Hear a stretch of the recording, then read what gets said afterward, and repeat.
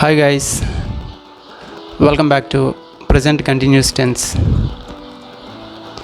ఇప్పుడు మనం present continuous tense part 3లో ఉన్నాము. ఇంతవరకు present continuous tenseలో సెంటెన్స్ని కన్స్ట్రక్ట్ చేసినప్పుడు సబ్జెక్ట్ ప్లేస్లో గనక ఐ వస్తే హెల్పింగ్ వెర్బ్ అనేది యామ్ రావాలి అనే దాని గురించి నేర్చుకున్నాం. అలాగే ప్రజెంట్ కంటిన్యూస్ టెన్స్లో సబ్జెక్ట్ ప్లేస్లో యూ కానీ వై కానీ దే కానీ వస్తే హెల్పింగ్ వెర్బ్ అనేది ఆర్ రావాలి అనే దాని గురించి నేర్చుకున్నాం. ఇప్పుడు సబ్జెక్ట్ ప్లేస్లో కనుక థర్డ్ పర్సన్ సింగులర్స్ అయినటువంటి షీ కానీ హీ కానీ ఇట్ కానీ వచ్చినప్పుడు హెల్పింగ్ వెర్బ్ అనేది ఈజ్ రావాలి. అది ఎలాగో ఈ వీడియోలో మనం చూద్దాం. గమనించండి, ఇక్కడున్న స్ట్రక్చర్ అయితే మారదు. మారుతున్నవి ఏంటి అంటే సబ్జెక్ట్ ప్లేస్లో ఏమొస్తే హెల్పింగ్ వెర్బ్స్ ఏమొస్తాయి అనే దాని గురించే మనం ఇప్పుడు మాట్లాడుతున్నాం. కన్ఫ్యూజ్ అవ్వాల్సినటువంటి అవసరం లేదు. Do practice, do hard work, because practice makes man perfect. Without practice you cannot learn anything. ఎందుకంటే by my small experience I'm telling with you all.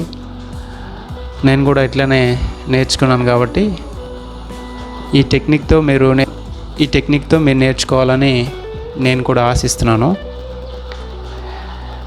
English నేర్చుకోవాలని ఆశ మనకి చాలా ఉన్నా మనం నేర్చుకోలేకపోవడానికి రీజన్స్లో ఒక మెయిన్ రీజన్ ఏంటంటే ఇంగ్లీష్ నేర్చుకోవడానికి మనం ట్రై చేసినప్పుడు గ్రామాటికల్గా చాలా విషయాలు మనకి కనిపిస్తూ ఉంటాయి.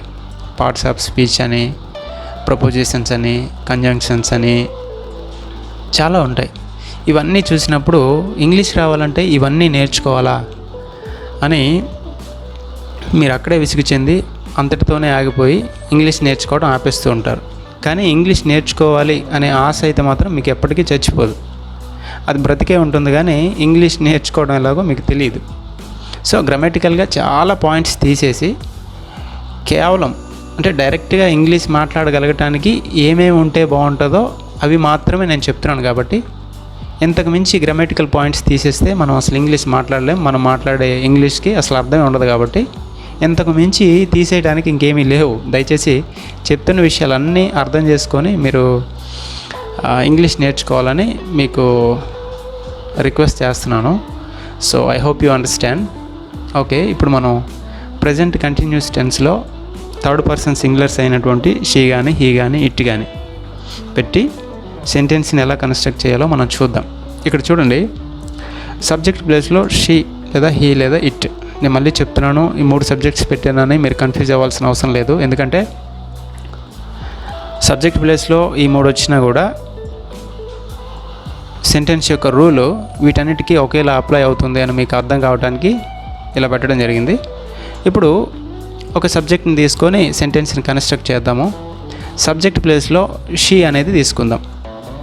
She plus helping verb plus eating mango now. She is eating mango now. ఇక్కడ నోట్లో మనం చూసాం కదా, సబ్జెక్ట్ ప్లేస్లో షీ కానీ హీ కానీ ఇట్ కానీ ఈ మూడింటిలో ఏది వచ్చినా హెల్పింగ్ వెర్బ్ అనేది ఈజ్ అనేది మనం పెట్టాలి. అప్పుడే సెంటెన్స్ అనేది మీనింగ్ఫుల్గా ఉంటుంది. ఇప్పుడు she is eating mango now. ఆమె మ్యాంగో ఇప్పుడు తింటుంది. ఈ సెంటెన్స్ ఎట్లా ఉంది? పాజిటివ్గా ఉంది. కాబట్టి దీన్ని పాజిటివ్ సెంటెన్స్ అని అంటాం. అలాగే దీనికి నెగిటివ్గా షీ ఈజ్ తర్వాత నాట్ చేర్చి సెంటెన్స్ రాయడం జరిగింది. She is not eating mango now అంటే ఆమె ఇప్పుడు మ్యాంగో తినటం లేదు. దానికి ఇది నెగిటివ్గా ఉంది కాబట్టి దీన్ని నెగిటివ్ సెంటెన్స్ అని అంటాం. తర్వాత దీనికి వచ్చిన ఫామ్గా ఎలా మార్చాలి అంటే హీ ఈజ్ అనేటువంటి హెల్పింగ్ వెర్బ్ని ముందుకు తీసుకొచ్చి సబ్జెక్ట్ని దాని తర్వాత పెట్టి మిగతా సెంటెన్స్ అంతా కూడా అంటే ఆబ్జెక్ట్ ఆర్ కాంప్లిమెంట్ని యాజ్ ఇట్ ఈజ్గా రాసినట్లయితే ఇది పాజిటివ్ క్వశ్చన్ అవుతుంది అనమాట. Is she eating mango now అంటే ఆమె ఇప్పుడు మ్యాంగో తింటుందా?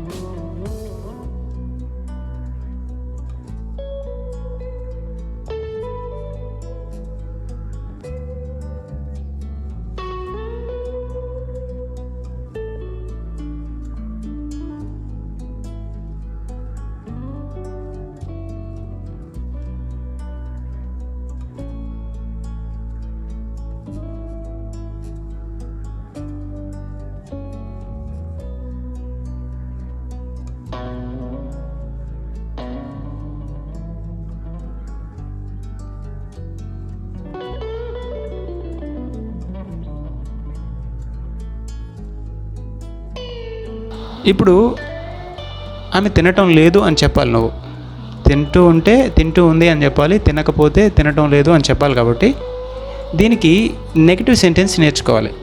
ఇప్పుడు ఆమె తినటం లేదు అని చెప్పాలంటే she is not eating mango now అని చెప్పాలి. ఈ రెండు కూడా చూస్తేనే చెప్పగలిగేవి.